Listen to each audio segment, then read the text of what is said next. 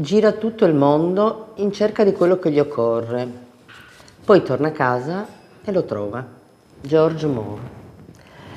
Buongiorno a tutti e ben ritrovati al consueto appuntamento col benessere dalle frequenze 90-60 di Radio Conegliano e dagli schermi di Veneto Globe. Mi presento per chi non mi conosce, sono Fatima Mocci, estetista, direttore tecnico, specializzata in massaggi e lavoro come operatore del benessere.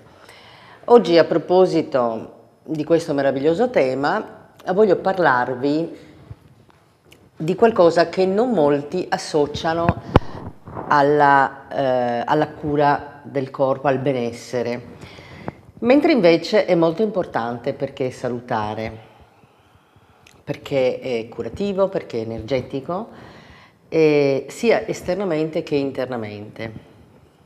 E quindi, poiché aiuta anche ad essere belli, non può che giovare chiaramente anche alla mente, per cui diventa veramente un argomento olistico perché coinvolge il corpo, la mente e lo spirito e perché dà benessere.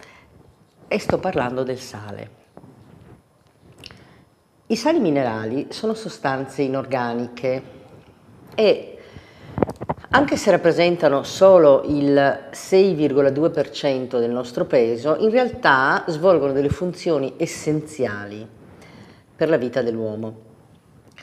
Sono importanti infatti per la formazione di denti ed ossa, attivano numerosi cicli metabolici e sono determinanti per la crescita e lo sviluppo dei tessuti e degli organi e per la regolazione dell'equilibrio idrosalino. L'equilibrio idrosalino è importantissimo per la sopravvivenza di un organismo e viene regolato da un processo osmotico. Praticamente le cellule sono ricoperte da una membrana semipermanente e attraverso di questa l'acqua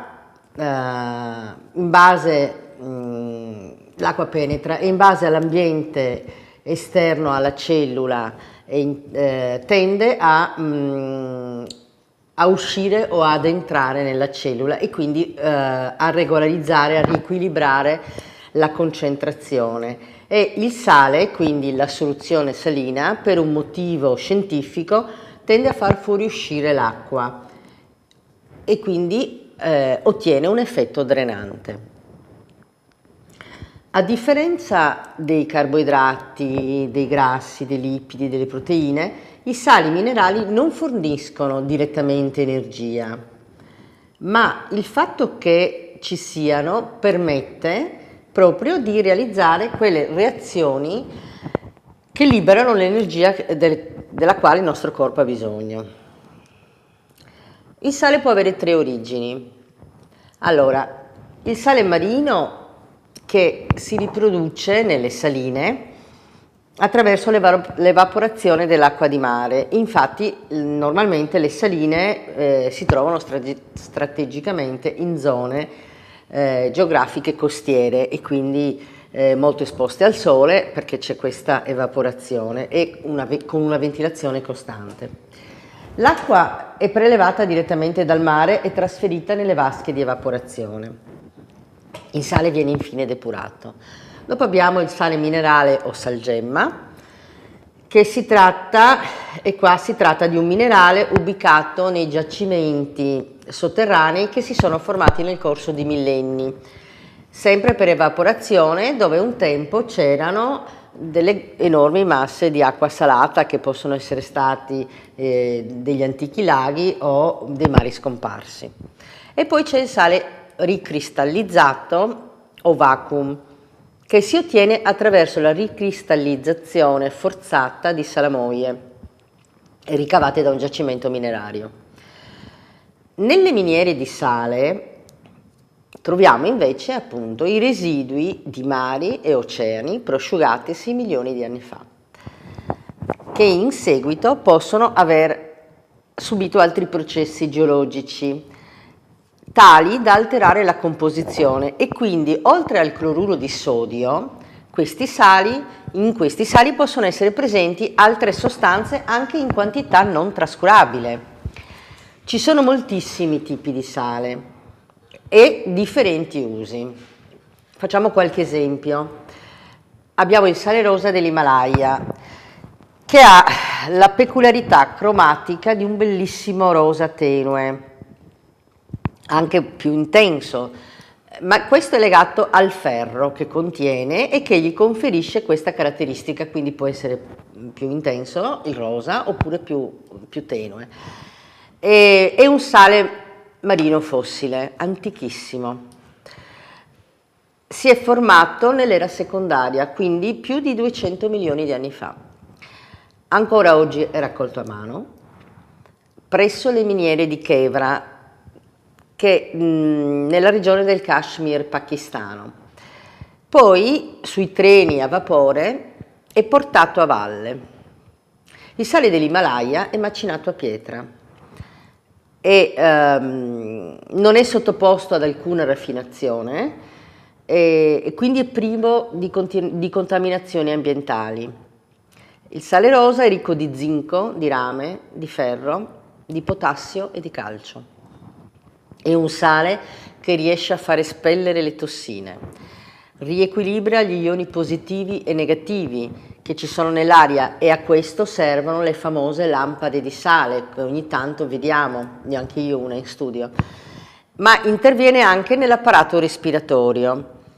Infatti viene utilizzato per fare le famose stanze di sale, che sono utili a chi ha particolari problemi nelle vie aeree. Dopo abbiamo il sale nero dell'isola di Molokai, che è lavorato direttamente dagli artigiani delle isole Hawaii. È ricco di sali minerali provenienti dalla lava del vulcano e di carbone attivo.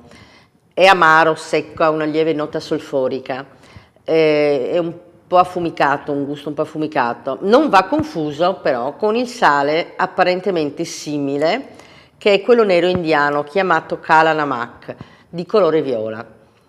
Poi abbiamo il sale iodato e bromato ricavato dalle miniere polacche o tedesche, che non si usa in ambito alimentare, perché infatti è un sale terapeutico, dall'azione rigenerativa. È consigliato soprattutto per gli sportivi, dopo sforzi fisici, per la riabilitazione post-traumatica, per rinforzare l'organismo.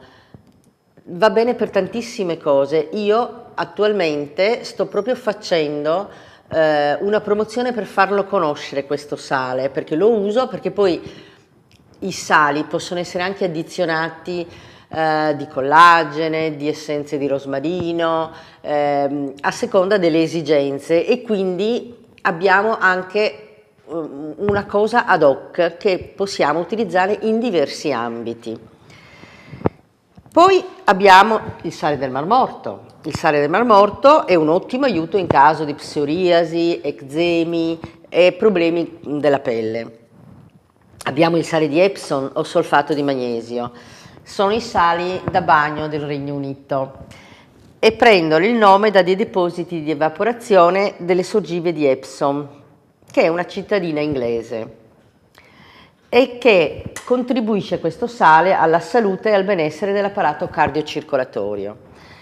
Siccome aiuta a regolarizzare il battito cardiaco e contribuisce al mantenimento dei giusti livelli di calcio nel sangue, allevia gli stati di stress, favorisce la produzione della serotonina, però il famoso sale inglese contrasta la stitichezza ed esiste proprio una cura per espellere i calcoli e depurare il fegato, e negli ospedali anche adesso, non so se ancora adesso, però un tempo veniva usato anche come lassativo, diciamo.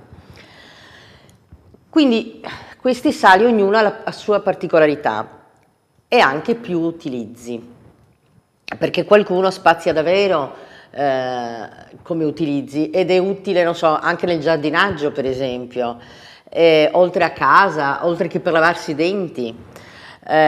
Insomma, se siete interessati si possono sviluppare certi argomenti e comunque poi sicuramente in internet troverete anche tutte le informazioni necessarie, ma io sono comunque a disposizione. Però quello che mi preme dirvi oggi è che tutti questi sali hanno delle caratteristiche e degli effetti benefici comuni, molto importanti, e sono che purificano e ammorbidiscono la pelle, eliminano le tossine, depurano l'organismo e quindi attenuano pruriti e rossori e sono utili nel caso di eczemi e problemi di cute. Sgonfiano, il sale ha un potere veramente per quello che riguarda i gonfiori enorme come potere, insomma.